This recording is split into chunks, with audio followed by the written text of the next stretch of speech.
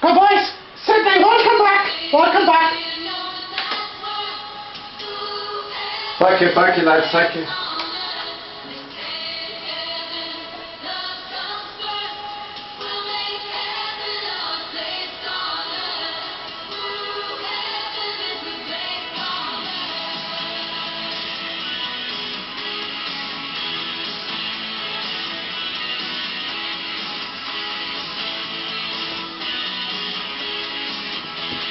So what did you do, Sydney? I did though, I just did. Good evening ladies and gentlemen, welcome to the Sydney Pistolwhip Experience. We have been away for a couple of weeks for the last while. You might have been wondering why there was no broadcast, but well, after the 4 or 5 weeks of Arctic conditions with winds of God knows, I don't even want to think about them, and the rainfall and everything. It was getting to us, and we decided we needed to get away. Larry had to, otherwise we wouldn't have made it. So our agent decided we should go to the doldrums. It's a small group of islands off the southwest coast of Spain, and it was actually booked out for the next 2 years. Apparently they've never seen anything like it. There's so many Irish people trying to get to the doldrums, and there's so many Irish people in the doldrums that the people that are waiting to get to the doldrums, well, they have to wait for years. But due to the fact that we do hold celebrity status among many of the people who are in charge there, we were afforded a nice little 8-bedroom chateau with a swimming pool, jacuzzi, sauna, steam room, and we also had the use of a staff of 25 waiting staff, cooks, chefs, masseurs, and a couple of slappers. But yeah, we were there for a couple of weeks. So obviously we just got back yesterday, and we came back and it was windy again and wet, and we were like, oh, for fuck's sake, what did we bother coming back for? And it was like, question. You see, we've got some new outfits over there. Red shoes, and it was sponsored Nike, the sports company. They saw us over there when we were doing a bit of working out on the beach. They'd never heard of the Sydney Pistolwhip Experience, but we informed them who we were, and they give us a sponsorship deal of well, I don't know, should I disclose it in case the tax people or the social welfare people will be watching, but it is in the region of upwards of €5 million. We won't be able to get our hands on it until we do actually become an internet sensation. That is one of the clauses that has been put into the contract. So, yeah, that's right. Yeah. Anyways, that's right.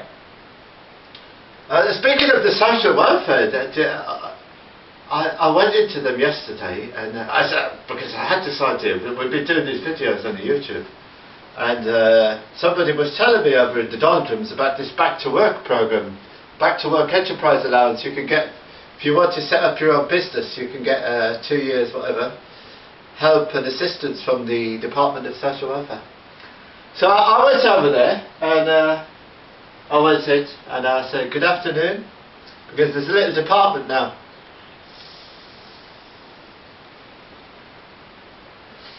To have a new office in cubicles where you're going to discuss business dealings that you may be having or maybe wishing to pursue in the future. So I sat down there and I said good evening, afternoon.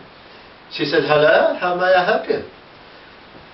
I said I'm interested in participating in the Back to Enterprise Work Allowance Scheme. And she says, yeah, you have a business idea? I said, yes. She says, what is it? I said, well, we are in the process of setting up an internet YouTube comedy sensation. And she said, what? I said, it would be like an internet channel, a comedy channel. We would be setting it up. It would be called the Sydney Pistolwhip Experience. And she was looking at me like, Because you're just going to set up a comedy channel on the internet. I said, yeah. She said, what experience do you have? I said, about 50 years. She looked down at a little folder. She says, it says here you're only 50 years old a few weeks ago. I said, yeah. She said, well, how could that be? I said, well, I started off with the day I was born. And she was looking at me. She said, what do you mean? I said, well, I had difficulties, at birth, because my head was a little bit kind of, whatever. And there was a doctor from Punjabi, I think. He just qualified a couple of months ago, previously. This was in 1965. One of the first Indian doctors to ever come to Ireland. Actually, it was England. And he said there was difficulties, so he got one of these triceps things, like you take the coals out of the fire. And he put it around my head to try and pull me out of the vagina. And she was totally engrossed at this stage. And she said, I don't think that's very funny. I said, well, what happened was, I realised that this guy wasn't really the full shilling himself. I didn't know what was going on. And he was pulling me too hard, so I was saying to myself, I couldn't speak at that stage because I was only a baby. I wasn't even born yet. I was still inside trying to get out. And I was thinking to myself, this fucker's going to he could break my fucking neck. And he was tugging at it, whatever, this and that, and like, oh Jesus! I said, I haven't even seen the light of day, and I'm gonna get fucking crucified by Muhammad from fucking Punjab. She started making some funny noises, And so eventually, it whipped me out. My poor mother, she was in awful pain altogether. It's like he should have been a vet. And well, he got me up and he was about to slap. I saw him raise the hand. He was going to, try and get a bit of air into my lungs because I was nearly fucking strangled. He was about to. I thought he was going to slap me hit me, So as I was turning, I shot a dart, a fresh diarrhea, just came straight out, hit him right in the eye. And of course he fucking dropped me then. And she started making terrible faces, this woman. I didn't know whether she was laughing or crying. I landed on my head. And from that day on I knew things were going to be different for me than all the other little babies. And she was, I thought she was crying at that stage, She says, I have to speak to my supervisor. She kind of stumbled off her chair, And a few minutes later, the supervisor came over. And she says, yes, I was just speaking to you're trying to get on the Back to Work Enterprise Allowance. I said, yes, I was just explaining to the young lady about, my name is Sidney Pistlewick, founder of the Sidney Pistlewick Experience. And we're interested in starting up a YouTube comedy channel, which we hope will become an internet sensation. And she started looking at me as well. I think she was getting short of breath because she was kind of she was breathing in very deeply, And she was gripping on the table. I thought she might have been suffering from vertigo. And she says, you're just going to set up a comedy channel just like that? I said, yeah. I said, we've been practicing for fucking years. She said, mind your language. I said, alright. And I went on to tell her that, I had a restaurant for a while and that had been a disaster, and I've been into the nightclub business and all this and that. She says, you're in the nightclub business? I said, yeah, I was running nightclubs when I was in college. She said, you were in college? I said, yeah, 4 years. I said, a great time, a big party. She says, she says, I have to speak to someone else.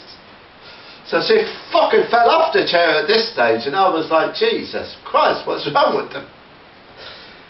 So next thing, who comes down?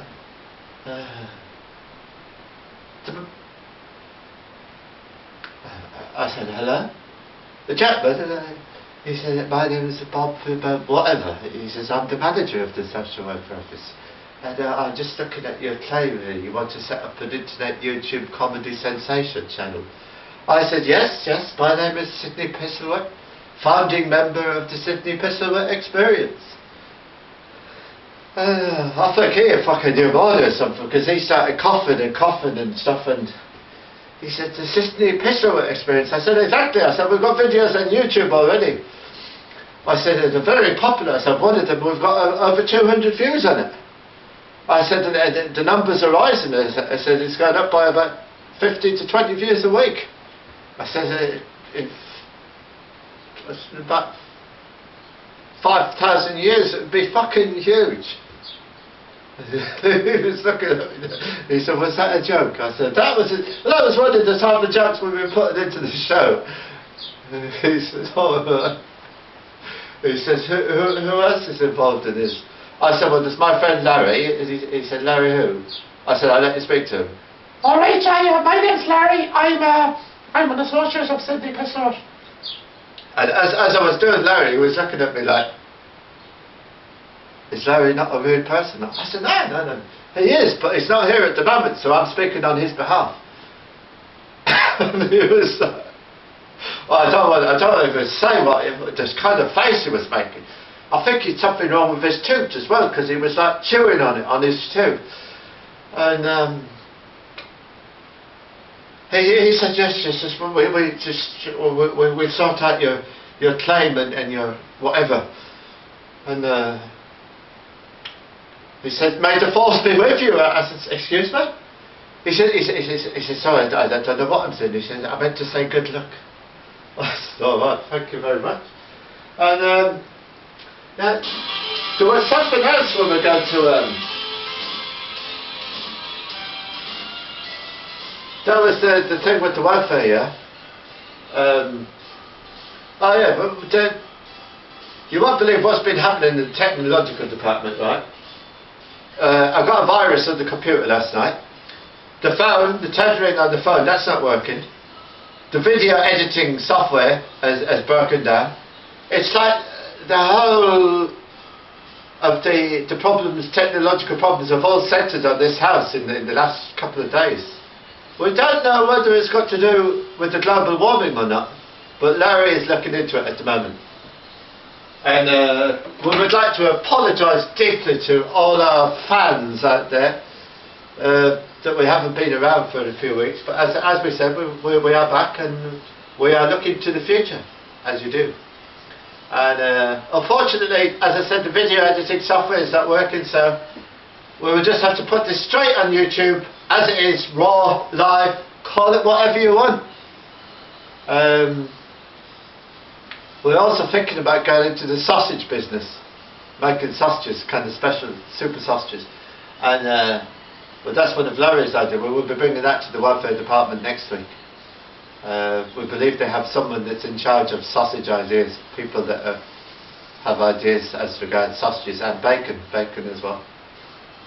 We'll be speaking to the bacon specialist, the sausage specialist in the Department of Social Welfare.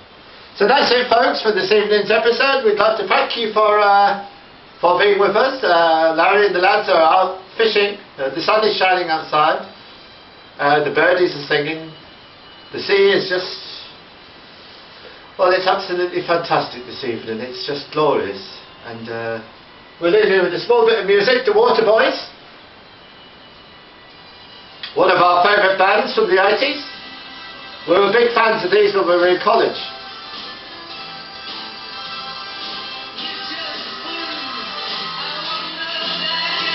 Anybody has any views on our new image or whatever, and our Nike sponsorship, would they, you can text us or do whatever they want. That was good, Sydney. That was all right. You think so, Larry? Yeah, you look very handsome with the red jacket. Honestly, Larry, you think so? Oh yeah, you look very handsome.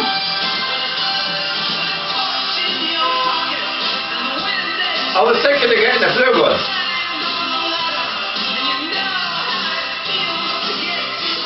No, Sydney, a blue one. Blue wouldn't be you, no. You're more of a, like a crimson pirate or something like that. A crimson pirate. That's right, exactly, yes. Red is good for you. Well, thank you very much, folks, and good night.